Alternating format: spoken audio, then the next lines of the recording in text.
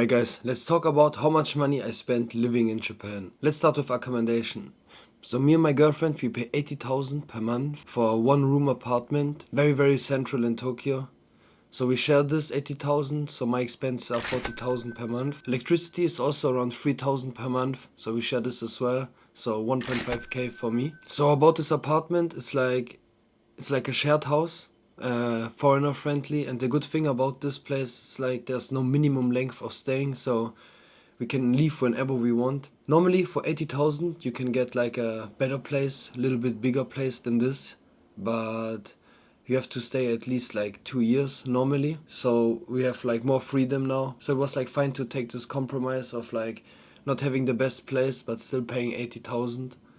Also, like I said, the location is very good, very central, which is important for us. For my SIM card, I pay 3.2k a month for unlimited data. The provider of it is Rakuten. It was like a special offer going. I'm not sure if it's still going, but 3.2k for unlimited data is very nice.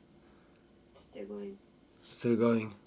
Just confirmed. As insurance, I have the National Health Insurance of Japan, which is around 2k a month. Transportation, I have 4k a month. I have a bicycle, so I don't use like public transportation too much. Like from Monday to Friday, I don't use it at all. Only like during the weekends. So around 1k per week. Also, public transportation is pretty cheap in Japan, I would say. For food, I spend around 30k a month, so 1k per day, which sounds not a lot, but from Monday to Friday, like during the week, we mostly cook and eat at home.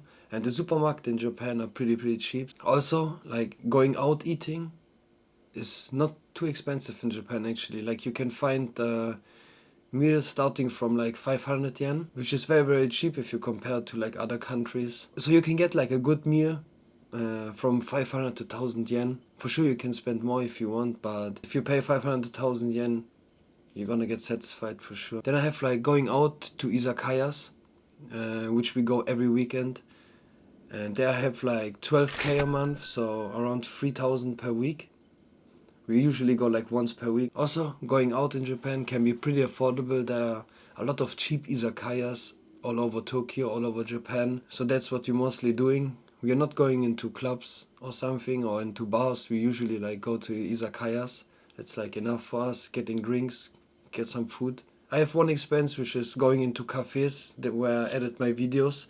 And I go there usually every day, and I spend around like 400 yen for coffee there. Sometimes less, sometimes more, depends where I'm going, but around 400 yen per day. That's like 12k a month as well. Also, I wrote down like amusement, which is like going into game centers or going into the zoo or cinema or whatever. And there I have like 5k a month. Sometimes we don't do anything for 1 month and sometimes we do a little bit more. So that's also 5k. So in total I spend around 110,000 a month, which doesn't sound a lot. So like those 110,000, this is like what I spend like at least every month.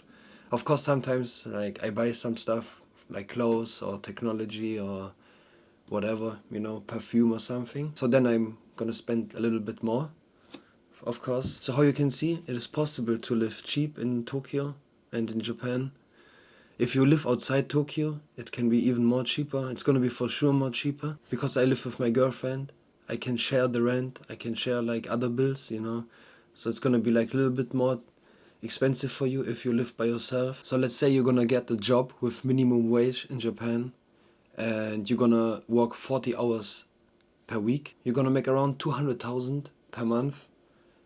With my expenses, which are like 110,000, you have like 90,000 left for whatever you want or to save, of course. But your expense is gonna be for sure very different from mine, because maybe you spend way more for food than me, or you spend way less for drinks than me, or you can save the money for coffee because you don't drink coffee or whatever. Alright, also I want to give you like 3 tips for like saving money in Japan. Number 1, if you first come here, try to look for like shared houses to stay in, because the first time I came to Tokyo, I already knew I'm gonna stay at least like 3 months.